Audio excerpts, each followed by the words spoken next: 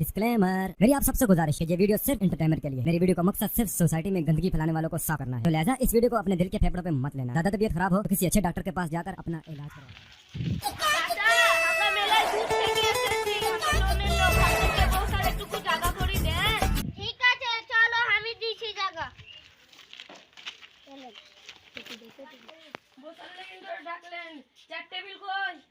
আমরা তো গরিব মানুষ, আমার তো কিছু নাই, তো গাড়ি দেবো।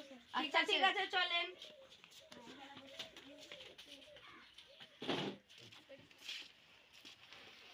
ওই দাদা একটা লোন নিতাম, আমরা তো গরিব মানুষ, 1-1.5 লাখ টাকার একটা লোন হলে নিতাম। তোমার লোনের কেস বহুত চেপে আছে, তোমাকে লোন দেওয়া হবে না, তোমাকে লোন দেওয়া হবে না। কেন স্যার? না, তুমি লোন নিয়ে তোমার খাতা ভর্তি হয়ে আছে, আমাদের তোমার উপরে কটা যে কেস আছে আমি জানি।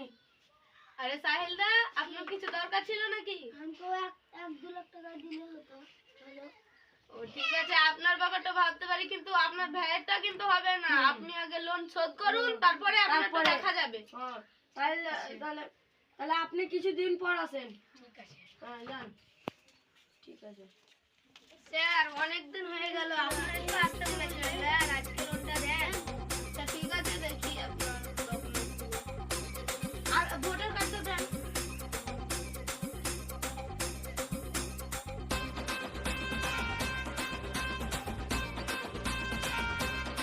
ঠিক আছে, অফিসে যাবেন কালকে, টাকাটা নিয়ে চলে আসবেন।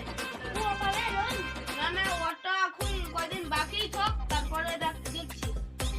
আপনি টিপটা দেন। একটা নতুন তো হলো বড় ভাই, কাল যেও নিয়ে টাকাটা তুলি করতে দেখি।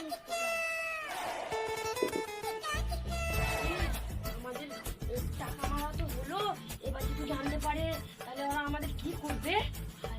এটা তো ভাবিনি। চলো চলো, কেউ জানতে পারবে না, কে শুনবে আমাদের কথা? আমরা তো দুজনে একাই। চলো আজকের মতন ঘর যাই।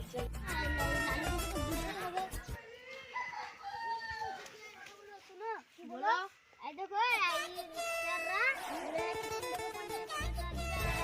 মেডিকেল দিবে, আমি তোমাদেরকে লোন মিটাতে হবে। এই ব্যাপার হলো, কাল আবার দেখা যাবে। ওরা জানতে পারে না, এই খুব এই স্যার, থাম থাম। কি হয়েছে কি হয়েছে